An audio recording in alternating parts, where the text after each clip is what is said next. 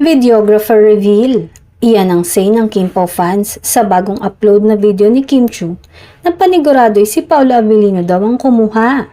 Sa Instagram post, ibinahagi ni Kim ang kanyang mini vlog sa paghahanda niya sa pagpunta sa Los Angeles para i-promote ang pelikula nila ni Paolo na My Love Will Make You Disappear. Almost forgot my usual get ready with me airport edition video. Off we go to Lax, say pa ng aktres.